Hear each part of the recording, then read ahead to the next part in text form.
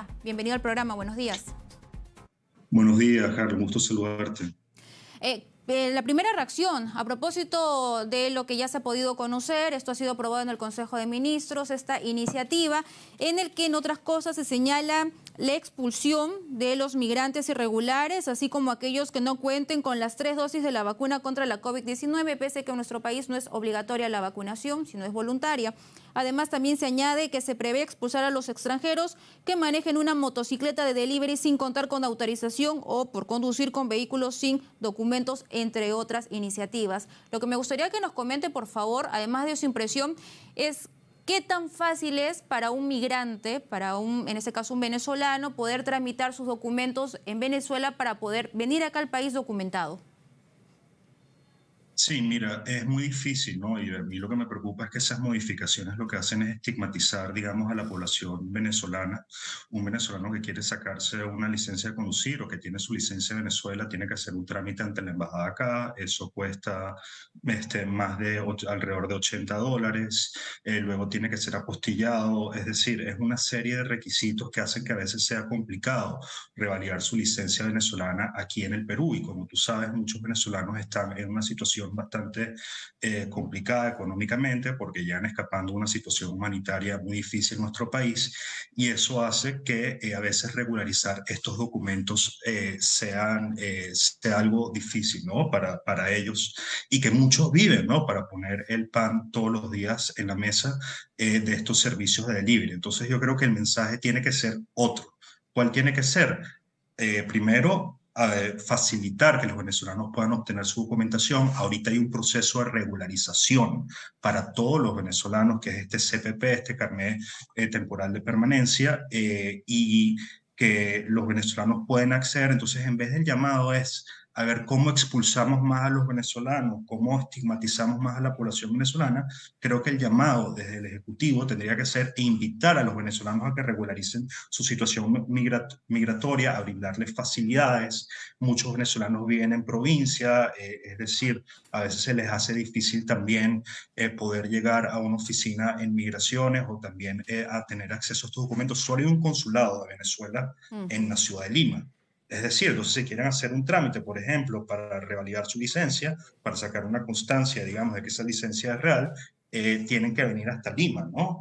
Entonces yo creo que lo que hay es que buscar soluciones para que los venezolanos sigan dando un aporte al país y no caer en este discurso que lo que hace es, digamos, que se complique más aún su situación aquí en el Perú. Entonces, y es importante también conocer el procedimiento. Hemos visto las imágenes de lo ocurrido en esta discoteca en San Juan del Lurigancho, ¿no? Discoteca La Cabaña, donde se detuvo a más de 200 personas, se encontró armas de fuego, más de 10 armas de fuego, además de drogas, ¿no? Muchos de ellos, y se está investigando ellos si tenían, digamos, algunos antecedentes, de qué forma habían venido acá al país, porque la mayoría se entiende que son extranjeros.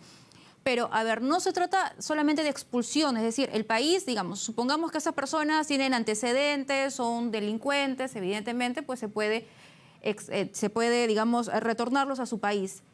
Pero, ¿qué trámite hay que seguir en Venezuela? Porque yo recuerdo un caso en el que se iba a extraditar precisamente, o se iba a retornar, perdón, a estas personas a su país, en este caso a Venezuela, pero no contaban con el permiso allá en Venezuela para poder recibirlos.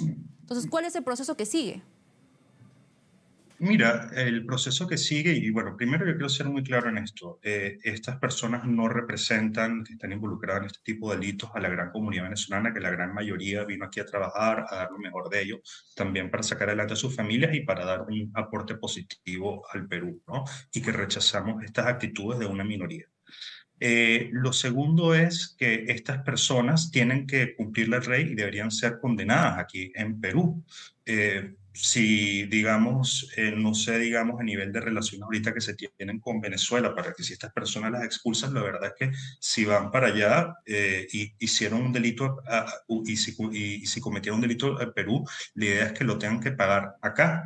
No, si van a Venezuela, lo más seguro es que, digamos, no sabemos qué puede suceder bajo ese sistema judicial que, como sabemos, está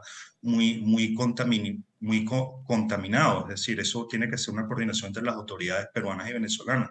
Yo creo que esa condena, y si cometiera un crimen, tiene que ser aquí en Perú, y como establece la disposición, el decreto de ley, es después de que, con una orden del Poder Judicial o luego de que la persona sea condenada, que puede ser expulsada.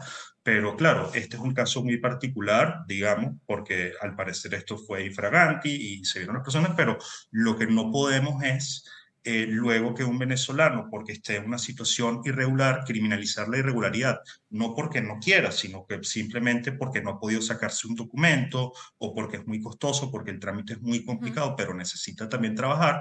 Entonces tú vas a agarrar y lo vas a expulsar, le vas a dar una orden de expulsión una vez, cuando no es su intención estar de manera Ujú. irregular. Y esa es la situación de muchos venezolanos. Como te digo, ahorita hay un proceso abierto, y yo creo que el llamado del gobierno tiene que ser invitar a los venezolanos Y a que regularicen su situación y brindarles facilidades, ¿no? en ese caso, ¿usted ha podido conversar con alguien del Ejecutivo, con el Ministro de Justicia, el Premier o el propio Presidente de la República para hablar acerca de esta iniciativa?